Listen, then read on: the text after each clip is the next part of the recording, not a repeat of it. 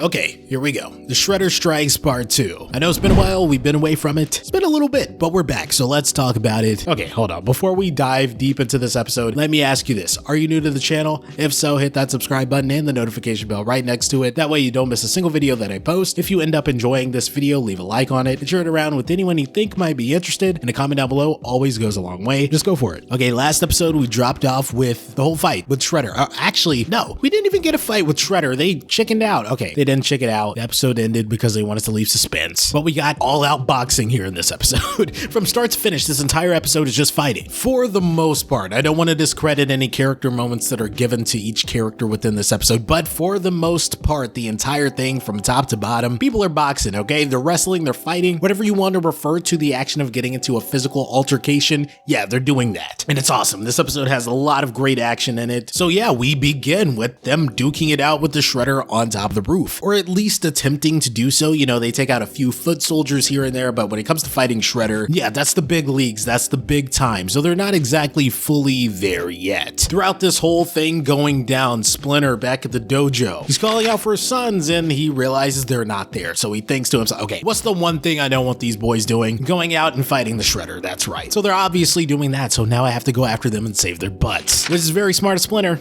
You know, the Turtles are always going behind his back, doing whatever it is that they want. They never listen to good old Pops. It's okay, Splinter, I realize how wise you are. I'm always going to take your teachings into account. Just like I'm sure every kid that watched the show growing up, we all thought the Turtles were idiots for doing this, right? I know, unless you're some rebel that was rooting for the Turtles thinking they were going to win. Why would you think that? Come on, let's be realistic. Down in the comments below, can you leave a comment that says, listen to Splinter? Okay, I think the Turtles need that message, so go ahead and comment it down below. Make sure your voice is heard loud enough for these idiots to get it through their heads. Listen to your Pops, okay? I'm sorry I'm being too hard on the Turtles. They're not idiots. I'm just saying it for comedic effect. The fight carries on the rooftop, and eventually the Turtles are split up. Okay, a big fire bursts out. The cops get involved and they get split up, as I said. Raph and Leo kind of get departed on their own, but Mikey and Donnie, they're together. And on their little mini adventures, they run into all these different things, like Mikey and Donnie crawl into some random family's house, and the son walks in and sees the two turtles and goes to get his mom. And by the time he brings her to the door, she doesn't see the turtles anymore, so the kid looks like a complete buffoon. I don't know, it was funny. Okay, it was cool. Then we have Leonardo being approached by a very specific figure, person, type of being that will be very important later on, or at least this episode alludes to the fact that that will be the case. We know it will. Apparently Raph stinks. No, I mean like actually stinks. His aroma is foul. Like he actually smells bad. It's funny because, you know, that's what happens when he takes out these goons. They're like, oh, something stinks. He's like, oh, I don't smell that bad, do I? Well, seems like you do. But in that moment, he gets approached by a figure behind him and he's about to go attack, but it's Splinter. Okay, it's Splinter. He just found his sons and he's going to help them reunite and go after Shredder again. Eventually, we have Mikey and Donnie team back up with Raph and Splinter. And now we need to find Leo, but before that, of course, they get ambushed by a bunch of foot soldiers. At this moment, it's left up to Splinter to kind of get the battle shell up and moving. And it's funny, there's like this whole gag where he has the remote and he has no idea what he's doing. It's like cutting between Splinter trying to navigate it and the Turtles fighting against the Foot Clan. It was adorable. Okay, that was a very cool, clever scene. I always like that, especially with the way that some of it is just animated so rapidly. I don't know, it just makes me chuckle. Let's give Splinter another highlight comment here. Comment down below, Splinter is funny. If you made it to this point in the video, let me know by commenting that phrase down below. I don't know, I'm just trying to gauge how many of you actually stuck to the video to the end. I'll probably have you say one more of these key phrases, but for now, just put Splinter is funny, and that's all you have to do. That's your little homework for right now to let me know you made it to this point in the video. Shortly after a mystery character who will totally be important in future episodes is done talking to Leo, he's picked up by Mikey, Donnie, Raph, and Splinter, to which all of the family is reunited, and Splinter pimp slaps them. I mean, and for good reason. You had him chilling back at the house. He was probably having a good time, thinking his family was still there, minding their business, being good teenagers, obeying his house rules. And no, he has to get up from his comfy chair, calling out for you fools, knowing you're out here fighting some big samurai, and now he has to come save your butt. Dude, he was probably chilling watching his soap operas. You guys ought to feel ashamed of yourselves. But no, now they have to orchestrate a plan to get Shredder back so they can beat his butt. And hopefully they're successful this time, seeing as they have Master Splinter. With Master Splinter around, all things are good in the universe, so hopefully this go round, things will turn out a lot better. Okay, here we go. All out brawl till the end of the episode. Like I said, from start to finish, this is an action-packed episode, and the ending pretty much puts a bow on that being a true statement. Not only do we have the Turtles putting in work against the freaking foot soldiers, we have Splinter out there serving up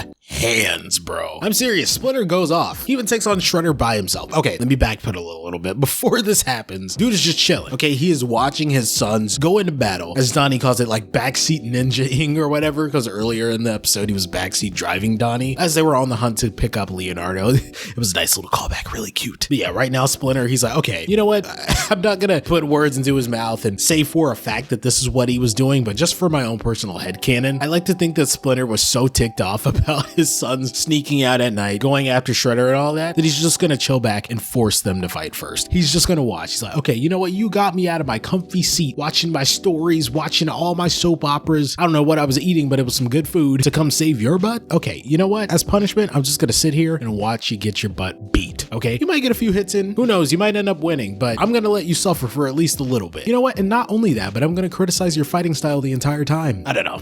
I found that kind of funny. You know what? A lot of this recap here, I've been praising Splinter just as much as I was bashing Leonardo in the last one. This time, comment down below, Splinter is the GOAT. He is. He really is. I mean, he shined this entire episode. He had some of the funniest moments, had some of the best lines, and still served up hands, and you took him seriously. So yeah, go ahead, comment it. Splinter is the GOAT. I mean, is it a lie? I don't think so. Honestly, by the end of this episode, there's just so much to take in. There's a lot to consider, and it makes me think, for the context of the entire series, there's just so much to reevaluate. Some of the decisions and the choices made in the conceptual stages. You can't help but criticize and really think analytically about this. And I think my biggest question walking out of this episode, because it presents probably the biggest question than any other episode and any other season does. And that question is, why is this show called Teenage Mutant Ninja Turtles? Why was this show not called Splinter? Because at the end of this episode, he puts in the work, he defeats the bad guy over this two-part arc, this two-parter. All this mess that started with Leo, a Teenage Mutant Ninja Turtle, had to be cleaned up by Splinter. So as far as I'm concerned, he's the main character. Give him the title of the entire series. I'm joking. Again, I know I said in the last one I was gonna stop bashing on Leo, but it's a two-part episode. I thought I should put a two-parter to the joke of me acting like I hate Leonardo. I put a bow on it now. I promise the Leo hate train is over. I don't even hate Leo. I just thought it was a funny gag.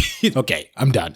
The show is called Teenage Mutant Ninja Turtles. It follows them. They're the main characters. I shouldn't even have to explain this, but you know, just for anyone that's coming in for the first time and thinks I'm serious about this stuff, no, that's just my humor sometimes. At the end of the day, great episode. It's kind of hard to just base this one episode and give my entire thoughts on this as a second part without factoring in the events of the first part. So I really look to it as a whole. So now after recapping part 1 and part 2 back to back, yeah, this is just so solid. It's one of the most iconic periods of the entire series. The show has a lot of episodes. It has a lot of hours of stories to tell, and you're sticking with these characters for a very long time. And for some of the strongest content to be so early in the entire legacy of this show, it's amazing. It's one of the reasons that I continue to push the 2003 show and encourage people to check it out if you've just been hesitant about it for whatever reason, or if you've always wanted to get into it but never knew, oh, when should I start? Should I start it now? Don't hesitate. Hop on it now. I just want to encourage everybody that maybe got into Turtles after 2003 or before it, give it a try. I know we can be very biased towards our favorite version. If you're an 87 fan, it's going to be hard for you to give Rise or 2012 a chance, maybe even 2003 a chance, because you're so used to the lighthearted, fun, campy nature of the original cartoon. If you're so dedicated to Rise, with how immaculate that animation is and some of the bold choices it makes to break from the original lore to create something new and fresh, I don't know, you might be turned off by the darker tone and the more traditional style that this show presents in terms of the Ninja Turtles lore. But if you're just basing it off of a surface level, just off of a first glance, don't do that. Just really think about it and try to dedicate a little bit of time to the show, give it a try. And if it's not your cup of tea after that, that's fair. But again, I just like to make sure that I reiterate that every time that I recap these episodes, because every single one of these videos is going to be somebody's first. So yeah, 2003 TMNT, highly recommend it. One of my favorite shows of all time. And yeah, the Shredder Strikes Part 2, it's a banger. You already know it. Hope you guys enjoyed the video. If you are new here, hit that subscribe button and the notification bell right next to it so you don't miss a single video that I post. Make sure you leave a thumbs up if you like the video and share it around with anyone you think may be interested. And a comment down below always goes a long way. And as always, I've been Geekly, you've been awesome, and I'll catch you guys in the next video. Cowabunga, dudes.